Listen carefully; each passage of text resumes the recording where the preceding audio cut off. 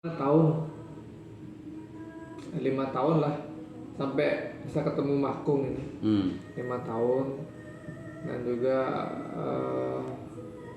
dengan pengalaman yang sudah terlewati, apa yang kau inginkan belum tentu kau dapatkan. Kemarin baru saya flashback ke belakang. Nah ternyata itu belajar pengendalian diri udah Mbak ya. Iya, self control. Jadi pengendalian diri. Self control. Walaupun nggak teratur puasa apa, makanya mungkin dipertemukan itu kan ya. Berarti nah, ternyata semua yang kita lakukan itu kalau memang sesuai, nah ditunjukkan jalannya sesuai gitu Iya. Selaras. Nah berarti saya sama Makung apapun sebetulnya boleh dimakan gitu kan. Yang penting kan sudah paham filosofinya kan seperti itu. Jadi sebetulnya makan tuh nggak ada pantangan gitu Mbak ya. Iya. Ya sebetulnya yang membuat kita haram dan najis itu kan justru apa yang keluar dari mulut kita ini. Apakah menyakiti sesama hidup? Apakah melukai sesama hidup? Atau membuat tidak tentram sesama hidup? Itulah yang haram dan najis. Jadi bukan yang kita muntahkan. Yang muntahkan itu kan harafiah saja, bisa kita kontrol toh. Kalau itu udah over jangan dimakan.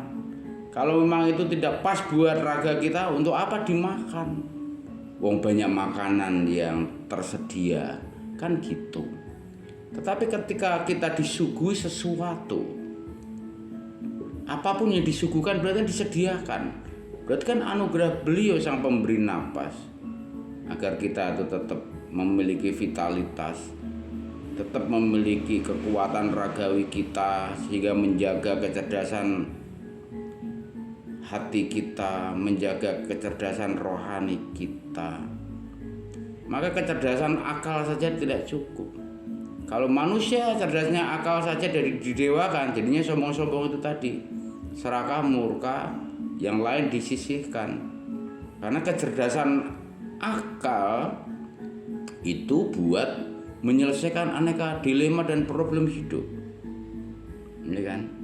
Kecerdasan hati, kecerdasan perasaan kita untuk menyelesaikan aneka problem dan dilema sesama hidup. Ingat, bangun ulang-ulang, sesama hidup, bukan hanya sekedar sesama manusia loh. Artinya di luar manusia pun harus masuk dalam kategori itu. Maka ada trihita karana, ya kan, kayak gitu. Kecerdasan rohani kita inilah mutlak yang menjadi basic of life, agar kita menjaga harmoni kehidupan. Sehingga putih dan kuning beliau ini ada di hidup kita. Kesucian dan kemuliaan sang pemberi napas ini hadir di dalam napas kita. Seindah itu sebetulnya. Cuman para pujangga ini melahirkan karya-karya susastra ini yang disebut filosofis, disebut kiasan, yang disebut anduporo, yang disebut personifikasi, yang dikatakan majas, sedikit yang mampu membedah hingga dimaknai secara verbal.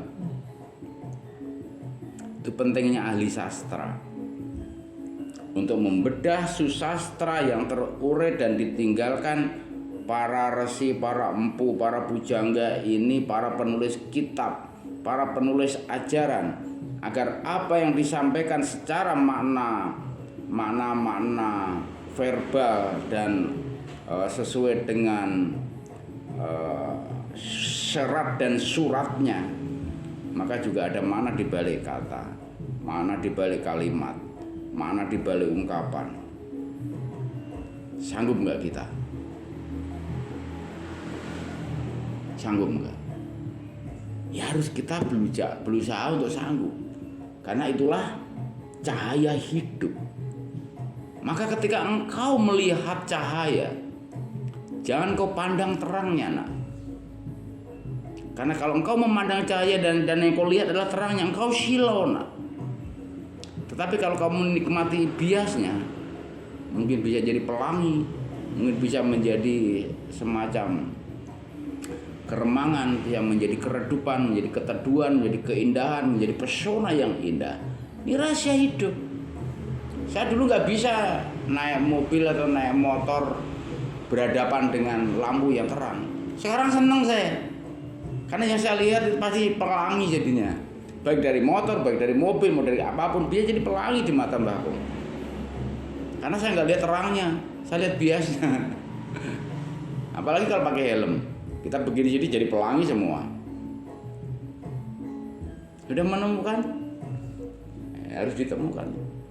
Dan tidak semua orang mendapatkan itu, karena tidak mau melalui, tidak mau mensyukuri hidup dan kehidupan.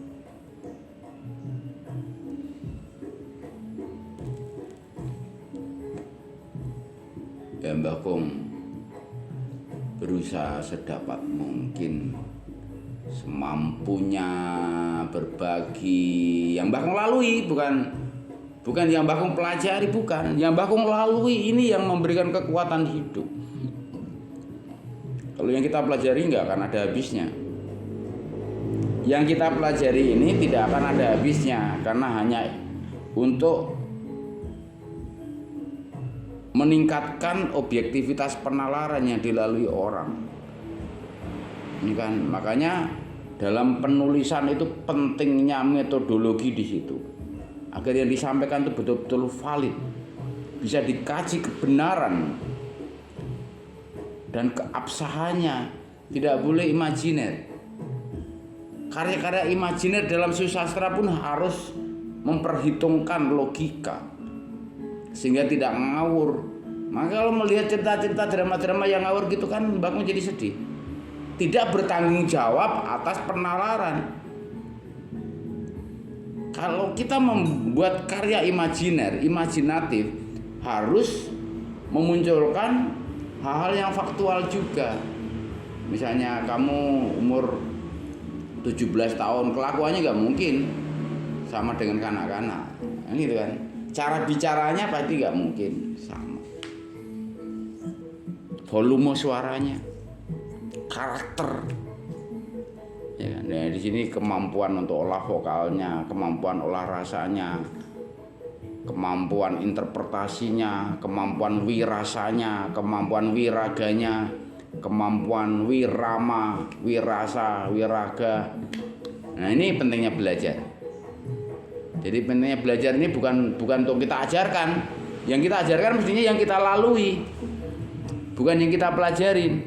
Kalau yang kita ajarkan, yang kita pelajari, yang terjadinya robot-robot seperti sekarang ini, ogoh-ogoh lah jadinya, ya kan. Nah, kita kan mencari solusi, bukan mencela. Jauh dari prasangka buruk, jauh dari pemaksaan kehendak.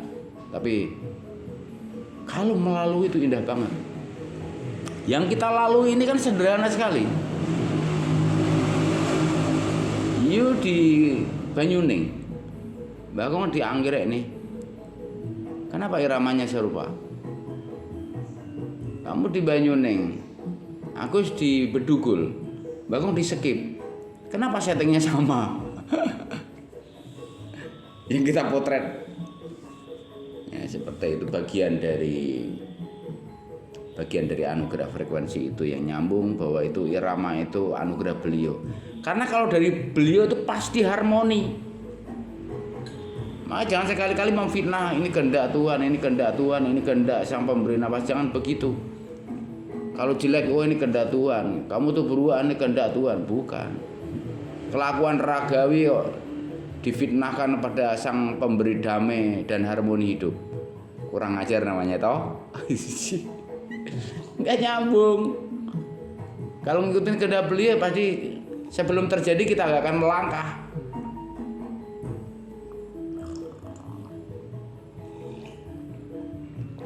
Lalu bagaimana hal seperti ini ditumpukan sampah bisa terambil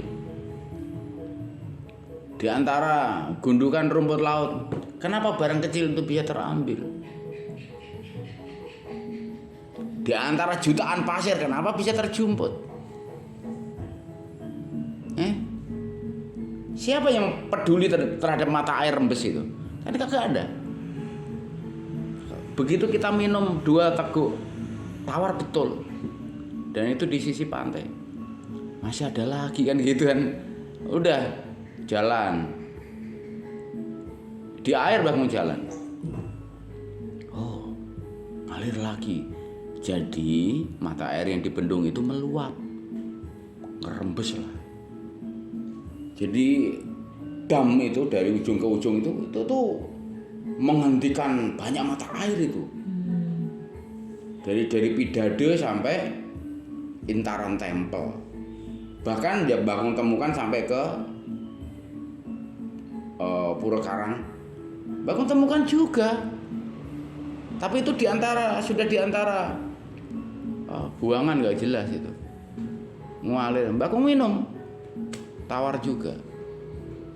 Kebayang. Jadi kita ini sedikit yang mensyukuri atas karunia ini hidup.